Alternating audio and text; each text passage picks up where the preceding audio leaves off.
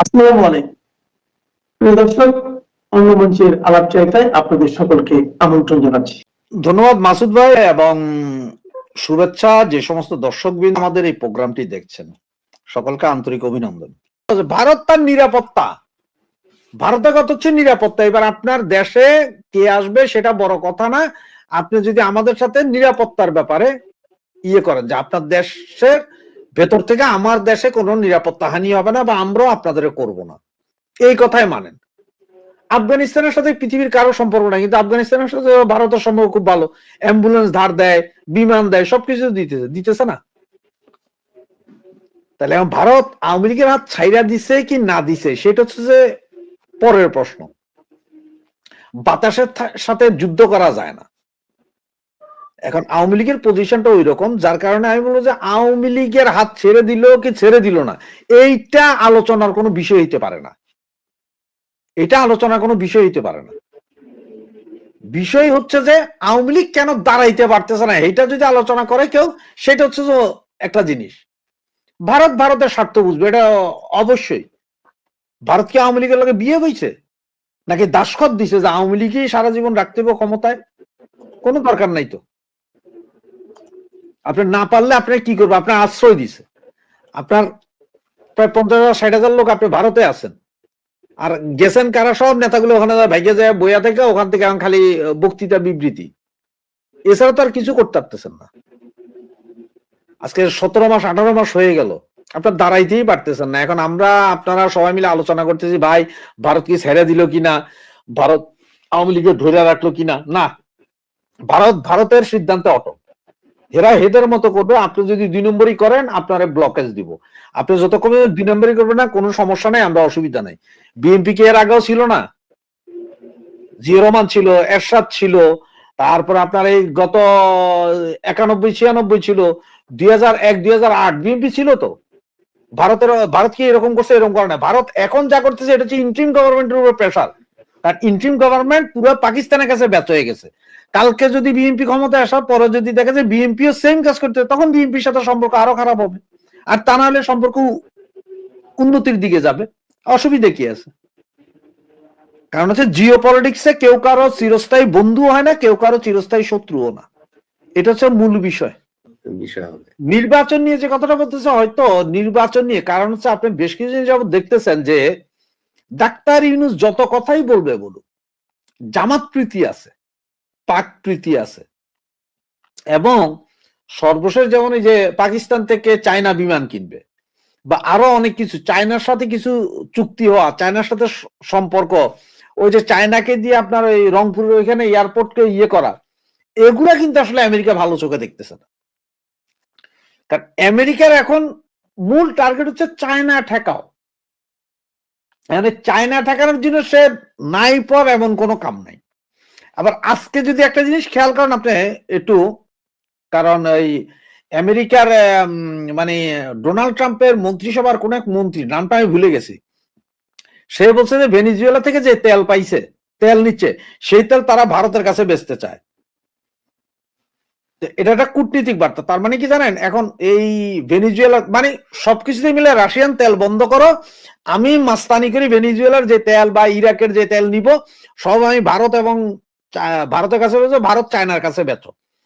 কিন্তু একটা প্রেশার রাখা, কিন্তু চায়নার উপরে চোখ দিয়ে রাখা। তো এই জন্য হয়তো খলিল সাহেবকে ডাকছে যে তোমরা যাই কিছুই করবা করো, যে চায়না প্রীতি বাদ দিতে হবে।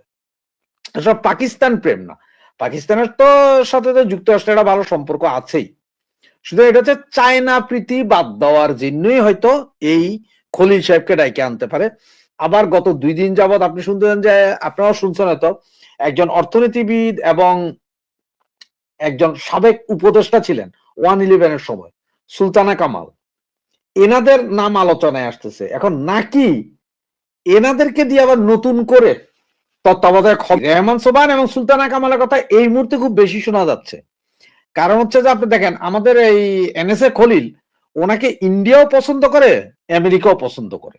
আমেরিকা পছন্দ করে, আমেরিকার নিজস্ব লোক সে, ইন্ডিয়াও পছন্দ করে।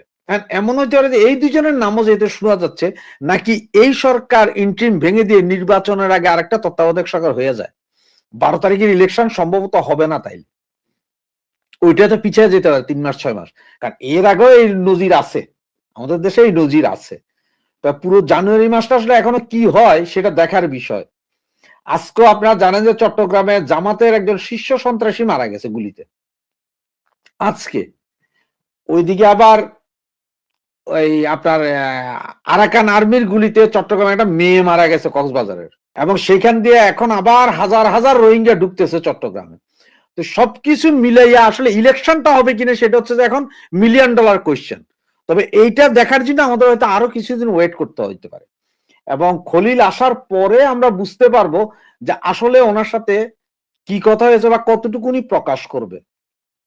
প্রকাশ নাও করতে পারে, তবে আমার যেটা ধারণা সেটা ওই একটাই, যে চায়না প্রীতিবাদ, এবং এমনও হইতে পারে যে ইন্ডিয়াকে আরো চাপে রাখার জন্য খলিলকে বুদ্ধি পরামর্শ দিতেছে যে তোমরা আরো বেশি করো। আমেরিকা করতে পারে যে খলিলকে দিয়া যে পাইকারাও আছে এখানে, খলিলও আছে, তোমরা এক কাম করো যুদ্ধ বাজায় দাও ইন্ডিয়ার লগে, ইন্ডিয়া প্রেসারে যাক। ইন্ডিয়া তো ট্যারিফ দিয়ে আমরা কোনো মতে ঠেকাইতে পারতেছি না, তো একটা যন্ত্রণা দাও না, তোমরা একটা বিস্ফোরণের মতো কাজ করো, বেশি বড় তো হইতে পারবে না, তোমরা ছোট বিস্ফোরণের মতো কাম করো। এগুলো হইতে পারে, কারণ যে আমেরিকার চরিত্র তো নাই, কারণ আমেরিকা যার বন্ধু তার কোনো শত্রুর দরকার হয় না। আমেরিকা যেমন ইরাক আক্রমণ করার সময় ইরাকি জনগণকে বুঝাইছিল যে আমরা তোমাদের জন্য আসছি, তোমাদেরকে বাঁচাবো, তোমাদের উন্নতি করব, সবকিছু নিয়ে যায়। এখন একটা ইরাক একটা রাস্তাঘাট তো তৈরি করে নাই। এখন আবার ভেনিজুয়েলার তেল খাইয়া কি কইছে যে ভেনিজুয়েলার তেল আমরা মার্কেট প্রাইসে বেচবো, আমরা তোমাদেরকে তোমাদের তেলের পয়সা দিব, তবে সেটা আমাদের নিয়ন্ত্রণে, আমরা বইলা দিব যে এই পয়সা তুমি কখন কোথায় কিভাবে খরচ করবা। মানে আমি দাদা, আমি সব নিয়ে নিলাম, এখন তোমাদের 2 টাকা দিব, 5 টাকা দিব, তোমাদের দরকার 1000 টাকা, তোম করে 300 টাকা দিব, যে এই দিয়া চলো তোমরা। একই কাহিনী, একই কাহিনী। হয়তো খলিলকে দিয়ে এটাই বলা যেতেছে যে লাগাও তোমরা ইন্ডিয়ার সাথে একটু জোরে লাগিয়ে যাও, যা লাগে আমরা করবো না। ওইদিকে তো মায়ানমার দিয়ে তো মারতেই একই কথা। ইরানের জনগণরা সেম কথা যে আমরা তোমাদের পক্ষে আছি, কিন্তু শেষ পর্যন্ত হবে ইরানের তেল মেল গুলা লইয়া যাইব, ইরানি জনগণের আর কিছু হবে না, ওইটা আবার সিরিয়া আফগানিস্তান হয়ে যাবে। এটা হচ্ছে যে খেলা। আর এই সেম খেলাটা এটা আমাদের দেশও করার চেষ্টা করতেছে। আমার শেখ হাসিনা বিরোধী যারা যারা শেখ হাসিনা বিরোধী তারা বলতেছে ভালো আছি, আবার শেখ হাসিনার পক্ষের যারা তারা কয় যে আগেই ভালো ছিলাম।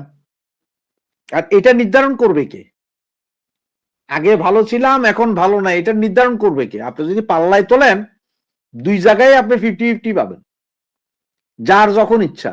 যান আপনি ধরেন এক্সাম্পল যে আগে যেসব বিএনপি জামাতের সাংবাদিকরা আছে বা বুদ্ধিজীবীরা আছে, তারা কয় যে আগে আমরা কথা কইতে পারতাম না এখন পারি, আবার এখন আওয়ামী লীগ বুদ্ধিজীবীরা কয় যে আমরা পারি না, তখন আমরা পাইতাম।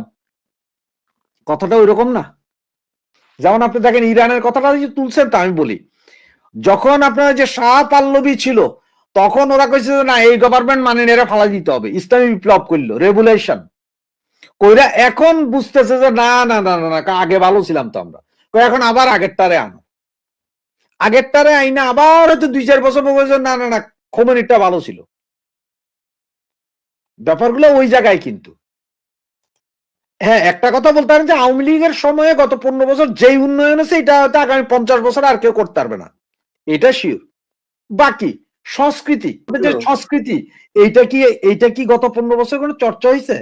আপনি দেখছেন গত 15 বছরে আপনার এলাকার আপনার পাড়ায় 21শে ফেব্রুয়ারি 16ই ডিসেম্বর 7ই মার্চে কোনো অনুষ্ঠান করছে পাড়ার লোকজন মিল্লা? কিন্তু আমাদের সময় আমরা দেখছিলাম তখন আওয়ামী লীগ বিরোধী দল ছিল, কিন্তু এই প্রোগ্রাম গুলো হইতো খুব সুন্দরভাবে হইতো। এগুলা 7ই মার্চে আমি দেখতাম যে টিভি সেট ভাড়া করে না 7ই মার্চে ভাষণ চালাইতো এলাকায় এলাকায়। গত 15 বছর কিন্তু এগুলা করে নাই। এগুলো না করার কারণে ওই পোলাপাইন তো এক চাটিয়া দেখছে, ফ্রি ফায়ার গেম খেলছে, করতে যায় এই উন্নয়নের সুফল কি এইটাই তো বুঝাইতে সক্ষম হয় নাই। এই জিনিসটাই বুঝাইতে পারে না যে এই উন্নয়নের দ্বারা আমি কি সুফল পাবো, এইটাই বুঝাইতে পারে না। এই যে যখন বললো যে ওই পাইপলাইন দিয়ে গ্যাস যাইতেছে ইন্ডিয়াতে, হ্যাঁ এই পাইপলাইন দিয়ে তেল আইতেছে বাংলাদেশে, এইটার প্রতিবাদী কেউ করতে পারে না। ইন্ডিয়ার আধিপত্যবাদ, ইন্ডিয়ার আধিপত্যবাদ, এটার কোনো প্রটেস্টই কেউ করতে পারে না যে কি আধিপত্যবাদ দেখাও তোমরা, করতে পারে নাই। বরঞ্চ আরো করছে কি ক্ষতি জানেন? এই যে নালার উপর রাস্তার জায়গা সরকারি জায়গা দখল করে করে মাদ্রাসা মসজিদ তুলছে, সেগুলার আরো পয়সা করে দিছে, সেগুলো তো বন্ধ করে দেওয়া উচিত ছিল। না, তুমি রাস্তার জায়গা, ওই সরকারি জায়গা, রেলওয়ের জায়গা দখল করে একটা মাদ্রাসা মসজিদ করতে পারত না, যুক্তিযুক্ত জায়গা মতন করো, এগুলো করে নাই। তো যার কারণে এখন এখন যারা ওই যে আওয়ামী বিরোধী তারা কইতেছে যে এখন ভালো আছি, আগে ভালো ছিলাম না। আবার যারা আওয়ামী লীগ সমর্থক তারা কইতেছে যে না, আমরা আগেই ভালো ছিলাম। ভাই এখন আপনারা যেটা বলি, সাধারণ মানুষ বলতে আমরা আসলে কয়জন সাধারণ মানুষের কাছে যাইতে পারি? আপনি আমি ইউটিউব আর ফেসবুকের টিকটকের যে 10টা ব্যক্তির চয়েস করা ভিডিও গুলো কাইটা ওই অংশটা চালাই দিলে সাধারণ হয় না, ওইটা হয় না। গত 17 মাসে এই আওয়ামী লীগ কতজন সাধারণ মানুষের কাছে যায় আলোচনা করছে কোন? সাধারণ মানুষের সাথে আলোচনা কইরা তো সাধারণ মানুষ যদি রাস্তায় নামাই যাতো তাহলে এটা কথা। ভারতে গ্যাসের সিলিন্ডারের দাম সম্ভবত 900 বা 1000 রুপি, ধরেন না 1000 রুপি ধরলাম আমরা গড়, যে 1000 রুপি। বাংলাদেশে হইলে এটা হয়তো, ভারতীয় রুপি বাংলাদেশে হিসাব করলে হয়তো 1300 বা 1400 টাকা পড়ে বাংলা টাকায়, এরকম কিছু একটা। তো বাংলাদেশে যদি এখন 2500 বা 3000 টাকা সিলিন্ডার হয়, তাহলে অদূর ভবিষ্যতে হয়তো কেউ টাটার সাথে চুক্তি করে ভারতীয় গ্যাসের সিলিন্ডার বাংলাদেশে ঢুকাইবে। এইটাই বললাম আমি, গড়ে ধরলাম 1000 রুপি, যেটা বাংলাদেশি টাকায় ট্রানজেকশন করলে 1300 টাকা আসে, ট্রান্সপোর্ট খরচ আরো 200 টাকা পার সিলিন্ডার, তাইলে আপনার 1500 টাকা। বেচবো আমি মার্কেটে 1800 টাকা, তো আমারটা কিনবে 1800 টাকায়, বাংলাদেশি সিলিন্ডারের দাম তো 2600 টাকা। আপনি একটা জিনিস কেন বুঝতে পারতেছেন না? বাংলাদেশে এখন বাংলাদেশ বিমানের 14টা ড্রিম লাইনার জাহাজ আছে, 14টা পৃথিবীর বিখ্যাত এরোপ্লেন গুলার মধ্যে একটা, যেগুলার টিকিট আবার আপনি করতে গেলে টিকিট কখনো পাইবেন না, কিন্তু বিমান খালি আসে আমাদের। সেই জায়গায় আরো 20টা আইতেছে। আমরা নতুন যুদ্ধ বিমান কিনতে, আমাদের অর্থনীতি কোথায় যায় পৌঁছাইতেছে আপনি এটা দেখতেছেন না? সেই জায়গায় আমরা 2700 টাকা একটা গ্যাস কিনতে পারবো না, এটা তো হইতে পারে না ভাই। আমরা 5000 টাকা দিয়ে গ্যাস কিনবো প্রয়োজনে, পলিথিনে ভরে গ্যাস নিয়ে আসবো। আমি ফেসবুকে এখন হঠাৎ করে দেখি যে খালি অ্যাপার্টমেন্ট আর জায়গা সম্পত্তি বেচার কথা হইতেছে বাংলাদেশে। কয় যে 2 কোটি টাকার অ্যাপার্টমেন্ট, এটা এখন বেচবো 50 লাখ টাকা। তা আমি চিন্তা করতেছি এইসব বাড়ি ঘর জায়গা জমি মনে বাঙালি বেচা ফেলা যে চান্দের দেশে মনে বাড়ি কিনতেছে সবাই, অর্থনীতি শক্তিশালী আমাদের। ওই যে রফিক ভাই কিছুক্ষণ আগে যেটা বললো যে গার্মেন্টস এর জিনিস ইন্ডিয়াতে যায়, আরে এটা আমার মনে হয় কয়েক বিলিয়ন ডলারের গার্মেন্টস প্রোডাক্ট ইন্ডিয়াতে যায়, ইন্ডিয়া সেটা কিনা নিয়া লেভেল চেঞ্জ করা মেড ইন ভারত লাগাইয়া পাঠায় দেয়। আবার অরিজিনাল জিনিস কিন্তু বাংলাদেশের। ভারত একটা ডেমোক্রেটিক কান্ট্রি, লার্জেস্ট ডেমোক্রেসি। সেখানে সব প্রাক্তন প্রধানমন্ত্রী এবং রাষ্ট্রপতি যারা থাকেন যে কোনো দেশের, বর্তমান হোক প্রাক্তন হোক, তাকে সম্মান জানায়। এইভাবে খালেদা জিয়া সম্ভবত 3বারের প্রধানমন্ত্রী হয়েছেন, 3বার, আমি সঠিক বলতে পারবো না। তো 3বারের অফিসিয়ালি 3বারই, একবার খুব স্বল্প মেয়াদে ছিলেন অফিসিয়ালি। যাই হোক, প্রধানমন্ত্রীও 3বার। আমাদের বাজপেয়ীজি যেমন 13 দিনের প্রধানমন্ত্রী থাকলো, তাকে প্রধানমন্ত্রী দ্বিতীয়বার ধরা হয়, পরের বার সাকসেসফুলি 5 বছর পূর্ণ করেছিলেন। তো এখন এই 3বারের যিনি প্রধানমন্ত্রী, তিনি দীর্ঘ রোগশয্যার পর তিনি প্রয়াণ করেছেন। সেখানে বৃহৎ গণতান্ত্রিক এবং পার্শ্ববর্তী রাষ্ট্র সেখানে শোক ব্যক্ত করার জন্য প্রধানমন্ত্রী চিঠিতে লিখেছেনই, কিন্তু তার সঙ্গে সঙ্গে আমাদের যিনি টপ কূটনীতি তাকে পাঠিয়েছেন। এবং মানে ভারতবর্ষ যে বাংলাদেশের শত্রু নয়, এই মেসেজটা দেওয়ার জন্য রাজনাথ সিং গিয়েছিলেন দিল্লিতে বাংলাদেশের রাজদূতের ওখানে তার প্রয়াণ এতে শোক বার্তা লিখতে। বাংলাদেশের মানুষ আমাদের শত্রু নন, বাংলাদেশের উচ্ছৃঙ্খল কিছু মানুষ আছে, ভারত তাদের শত্রু। এন্টার বাংলাদেশের শত্রু হতে যাবে কেন? বাংলাদেশে 98 কি 97% ভালো মানুষ আছেন। ভালো মানুষ মানে কি এই সন্ত্রাসবাদী তো নন, হাতে পিস্তল নিয়ে তরোয়াল নিয়ে তো ঘুরে বেড়াচ্ছেন না। এই আছে 2-3% মানুষ। এই বিচিত্র বীর্য যারা আছে, আমার মহাকাব্যের একটা চরিত্র ছিল, তার নাম ছিল বিচিত্র বীর্য। তা আমি ওটা খণ্ডিত শব্দ করি যে বিচিত্র আর বীর্য। এই বিচিত্র বীর্যের বাচ্চা যারা আছে তারা দেশটাকে ধ্বংস করে দিচ্ছে। ফলে এই 2%-3% মানুষের জন্য ভারতবর্ষ তার পার্শ্ববর্তী কোন রাষ্ট্রকে শত্রু হিসেবে গণ্য করবে না। তারা শত্রু, কিন্তু বাংলাদেশের মানুষ শত্রু না, বাংলাদেশ শত্রু না। এই মেসেজটা দেওয়ার জন্য এই টপ 2 কূটনীতিককে 2 জায়গায় পাঠানো এবং প্রধানমন্ত্রীর শোক বার্তা তার সঙ্গে, এর বাইরে আর কিছু নেই। ভারতবর্ষ কিন্তু মনে রেখে দিয়েছে এবং আজীবন মনে রাখবে 2004 সালের ঘটনা। তো যারা 2004 সালে যা ঘটিয়েছিল আর এখন যা অবস্থা, যদি বিএনপি তারেক রহমান প্রধানমন্ত্রী হন, তাহলে উনি আমার হাফ প্যান্ট প্রধানমন্ত্রী, ফুল প্যান্ট নন। হাফ প্যান্ট প্রধানমন্ত্রীর হাতে কতটুকু ক্ষমতা থাকবে সে ব্যাপারে ভারতবর্ষ সব খবর রাখবে। এখনো ভারতবর্ষ 4 সালের যে কথাটা বলছিলেন ওটা কি ওই যে 10টা অস্ত্রের কথা বলতে চাচ্ছিলেন? হ্যাঁ, 10টা অস্ত্র।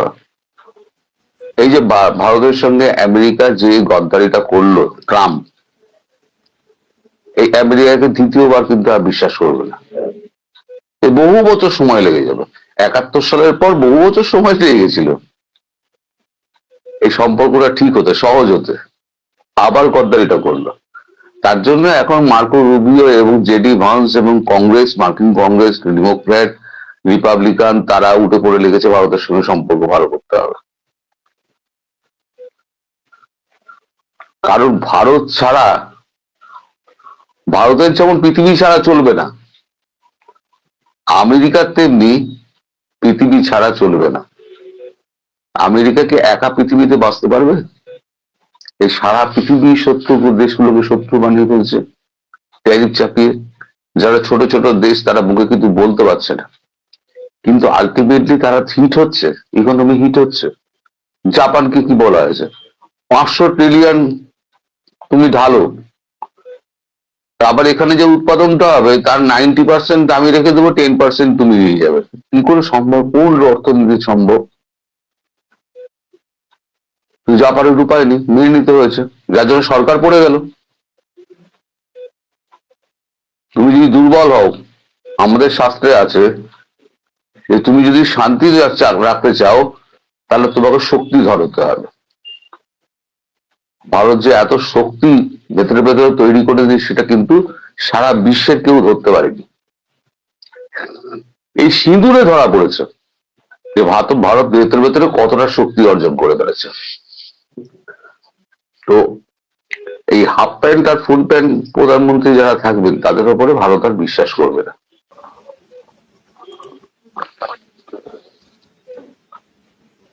এক হচ্ছে চাইনিজ যে বিমানগুলো, সেই বিমানগুলো যেগুলো কেনা হচ্ছে সেগুলো হচ্ছে অপারেশন সিঁদুরে, যেগুলো ক্ষতিগ্রস্ত হয়েছিল সেগুলো রং টং করে যন্ত্রপাতি পাল্টে পোড়ার অবস্থা করে ওগুলোকে বিক্রি করা হচ্ছে। চায়নার বিমান যে F-17, তো সেটা তো চায়না থেকে কিনতে পারে, পাকিস্তান থেকে কেন? সেকেন্ড হ্যান্ড মাল, পাইলট কিছু মারা গেল, ভারত ওদিকে চিন্তা করছেন, নিজেদের দাম করে বাঁধে উড়ে যাবে। আর চাইনিজ যে F-17 সে কি রাফেল সুখোর সঙ্গে Su-57 এর সঙ্গে পাল্লা দিতে পারবে? শোনো, একটা কলা বাজারে রাশেদ ভাই আপনি 5 টাকাতেও পাবেন, আবার কোন দোকানদার 6 টাকা পড়বে। এটা কলার যে কোয়ালিটি তার উপর নির্ভর করে। আমি সবসময় বলি যে বেশি দাম দিয়ে মাল আনবে, কারণ দামটা লোকে এমনি নেয় না, কোয়ালিটিটার জন্য নেয়। এই যে একটা 800 মিলিয়নের একটা প্লেন আমি 200 মিলিয়নে পাচ্ছি, তাহলে আমার দেখতে হবে যে 200 মিলিয়নে দিচ্ছে কি করে। সেই প্লেনটা তাকে বেশি ফেলে দিতে হতো, গার্বেজ করে দিতে হতো, সেই প্লেনটা সারিয়ে সরিয়ে আর উড়িয়ে দেখিয়ে দিলাম যে প্লেন হচ্ছে, এবার নিয়ে যাও, নিয়ে গিয়ে বোঝো। বললাম তো কিছু পাইলট মারা যাবে। একটা পাইলট মারা যাওয়া মানে, ভারতবর্ষ সবসময় বলে বিমান যায়, পাইলট যেন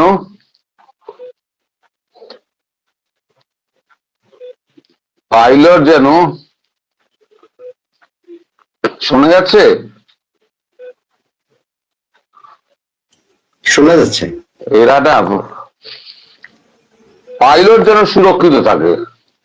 পাইলট যদি সুরক্ষিত না থাকে তাহলে পরে মুশকিল আছে, কারণ একটা পাইলট তৈরি করতে গেলে কয়েক কোটি টাকা খরচা করতে হয়।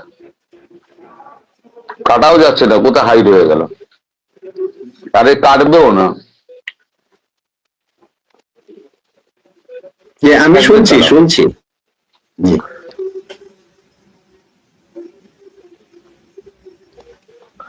তো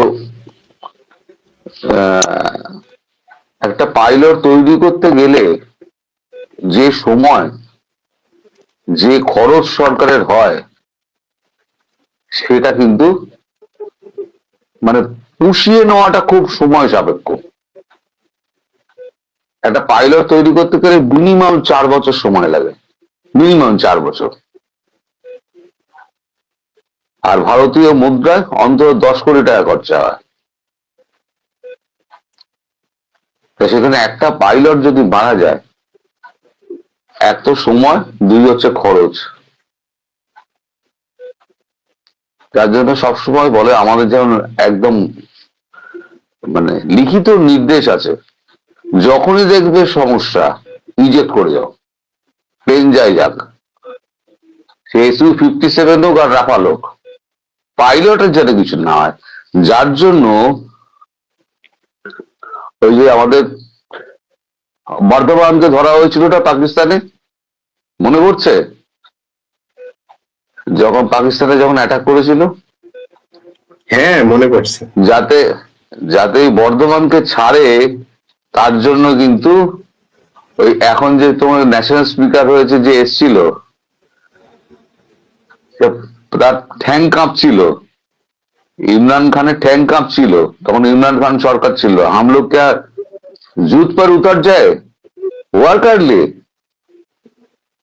কারণ সব মিসাইল খাটিয়ে দিয়েছিল, শুধু আমেরিকা বলে দিয়েছিল যে তাড়াতাড়ি পাইলটকে হ্যান্ড ওভার করে দাও, আদারওয়াইজ তোমার পাকিস্তান যাবে।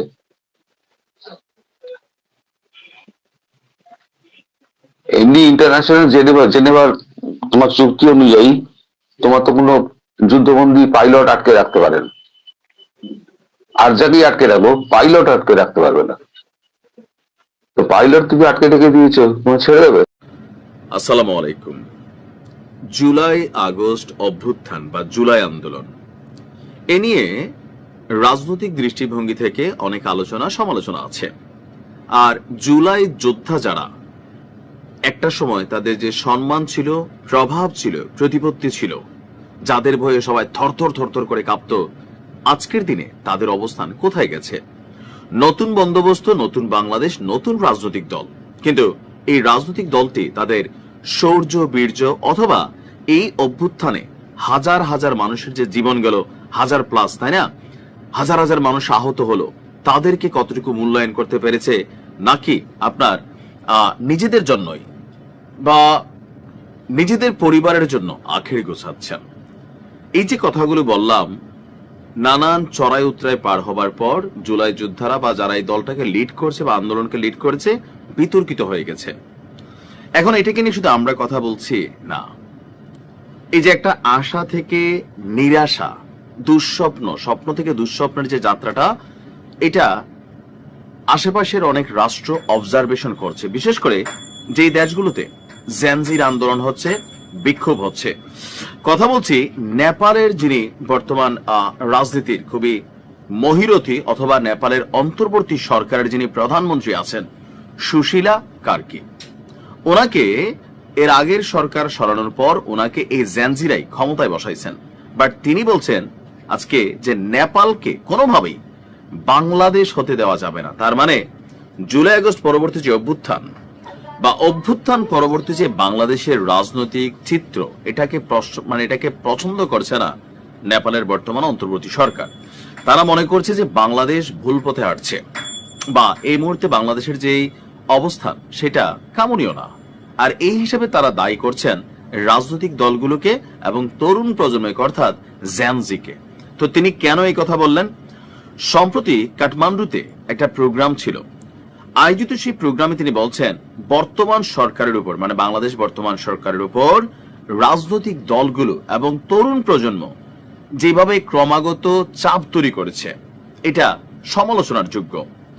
সুশীল কার্কি বর্তমান অন্তর্বর্তী সরকারকে একটি আকস্মিক ঝড়ের সঙ্গে তুলনা করেছেন। তিনি বলছেন যে রাজনৈতিক দলগুলো মানে কি বলা হয় যে তার দেশ নিয়ে তিনি বলছেন যে রাজনৈতিক দলগুলো আমাদের কঠোর সমালোচনা করছে, কেউ কেউ প্রতিদিন সরকার ছাড়ার হুমকি দিচ্ছে। জেনজিরা, তরুণেরও প্রতিদিন বলছে আজ ছাড়ো, কাল ছাড়ো, কিন্তু সরকার ছাড়ার অর্থ কি? মানে তিনি তার আর কথাও বললেন, বইলা বাংলাদেশের ইস্যুটা কেন টানলেন? এই যে বাংলাদেশে কিন্তু প্রতিদিন এরকম হচ্ছে, এই জেনজিরা এখন এটা গালি দিচ্ছে, এনসিপি তখন তার মাথায় তুলতেছে, তখন সে আবার দেশের শত্রু হয়ে যেতেছে। আর আমাদের জেনজিদের মধ্যে যারা লিড করতেছেন তারা মনে করতেছেন যে সরকার একটি দলের পক্ষে, অর্থাৎ বিএনপির পক্ষে কাজ করতেছে। কখনো তারা মনে করে জামাতের পক্ষে কাজ করতেছে। কখন? যখন তারা কোনো কিছু বলে সরকার শোনে না, তখনই মনে হয় যে সরকার ভিন্ন, মানে তাদেরটাই হইতে হবে। যদি তাদেরটা না হয়, এইটা এই আন্দোলনের চেতনার বিরুদ্ধকারী একটা দল, কোন ব্যক্তি হলে এই দেখো লীগ, সে এই চেতনা চায় নাই। রাজনৈতিক দল হলে এই যে দেখো আওয়ামী লীগের সাথে হাত মিলাই ফেলছে ভারতের দালাল, এই একটা ন্যারেটিভ তৈরি হয়েছে। মানে আমাদের যারা এনসিপি লিডাররা আছেন বিশেষ করে, বা এর বাকি যে বিভিন্ন জায়গায় নেতারা আছেন, তাদের মতের বিরুদ্ধে গেলেই আসিফ নজরুলের পিঠে চামড়া থাকবে না, তারপর ডক্টর ইউনূসকে দেখা নিবে, কত কিছু আসতেছে। তো স্বরাষ্ট্রমন্ত্রীরে এটা করে ফেলবে, অমুকরে সেটা করে ফেলবে। এই যে এগুলা তো পছন্দের না কোনো দেশে, আসলে দুর্ভাগ্যজনক ভাবে হচ্ছে এগুলো কেউ পছন্দ করে না। ভাষা প্রয়োগের শালীনতা থাকতে হবে। আমার পছন্দ না হলে, এটা আমার মতের বিরুদ্ধে গেলেই আমরা একটা স্টেটমেন্ট দিয়ে ফেলতেছি, সরকার ছাড়ো, টাইনা হিস্ট্রা নামাবো। বাংলাদেশের এই দৃশ্য নেপাল খুব ভালোভাবে অবজারভেশন করছে, তাদের দেশেও কিছু ডিস্টারবেন্স এখনো আছে। তিনি বলছেন যে তরুণ সমাজ এবং রাজনৈতিক দলগুলোর কাছ থেকে ক্রমাগত কটু কথা এবং গালিগালাজ শুনছি। আমরা অনেকটা পেন্ডুলামের মতন হয়ে গেছি, সব বাধা অপমান সহ্য করে ধৈর্যের সাথে কাজ করছি। ঠিক যেন আমার ডক্টর ইউনূসের চেহারা মনে হইতেছে যে ওনারা কি পরিমাণ পেরেশানি আসলে পাচ্ছেন। প্রায় 25 থেকে 30 জন জেনজি তরুণ এক একজন এক এক রকম দাবি নিয়ে আসছে। আমরা যেখানে যাচ্ছি কোথাও শান্তি পাচ্ছি না। বাংলাদেশ নেপাল সেম স্টাইলে আছে। তার প্রশাসন নেপালকে বাংলাদেশের বর্তমান অস্থিতিশীল পরিস্থিতির দিকে নিয়ে যেতে চায় না বলেও জানিয়েছেন। তিনি বলছেন যে আমরা প্রতিশ্রুতিবদ্ধ যে নেপালকে বাংলাদেশ হতে দেব না, আমরা বাংলাদেশ চাই না। এখন এই কথাগুলোর কিন্তু অনেক মিনিংস আছে। সূত্র হচ্ছে হেডলাইন নেপাল, অর্থাৎ বাংলাদেশের রাজনীতি এই মুহূর্তে যেভাবে পরিচালিত হচ্ছে, যারা সুবিধা পাচ্ছে বিশাল কিছু করে ফেলতেছে। কিন্তু আন্দোলন যেই কারণে হইল, কোটা না মেধা, এখন তো কোটার মধ্যে চলতেছে, সমন্বয়ক কোটা, এনসিপি কোটা, বিভিন্ন রাজনৈতিক দলের কোটা, ভাই কোটা, এগুলো তো চলতেছে সরকারের মধ্যে। তো এগুলো আমরা দেখছি, ডক্টর ইউনূসও তো এটার মধ্যে কানেক্টেড আছেন। ওনার সরকারে ওনার এনজিও, ওনার ভাই ভাতিজা, এগুলো তো কানেক্ট হয়েছে, তাই না? তারপর আমরা দেখছি মাহফুজের ভাইটাই কানেক্ট হয়েছে, ও যে আসছে তার ভাই, গোষ্ঠী, ফ্যামিলি কোনো না কোনো ভাবে কানেক্টেড হয়ে গেছে। সো অনেক রাষ্ট্র মনে করতেছে যে আন্দোলনটা একটা পর্যন্ত ঠিক ছিল, কিন্তু পরবর্তী সময় সরকার পরিচালনায় এসে তরুণ প্রজন্ম দিশা হারিয়ে ফেলেছে। এটা বাংলাদেশের জনগণের এক অংশ কিন্তু মনে করে যেখানে যাওয়ার কথা ছিল সেখানের মধ্যে উল্টা হয়ে গেছে সবকিছু।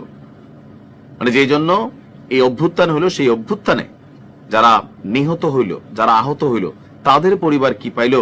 উইরা আসা জুইরা বৈশা আন্দোলনের পরেও বহুত কথা এখন বইলা টইলা নেতা টেতা হইয়া কোটি কোটি টাকা কামাই ফেলতেছে। আর যারা অরিজিনালি আন্দোলনে কানেক্টেড ছিল না খেয়ে মরতেছে, এতিমখানা যাচ্ছে, ভিক্ষা করে খাচ্ছে, আমার অনেক লোক আছে চিকিৎসা পাচ্ছে না এখন পর্যন্ত। ভালো থাকুন।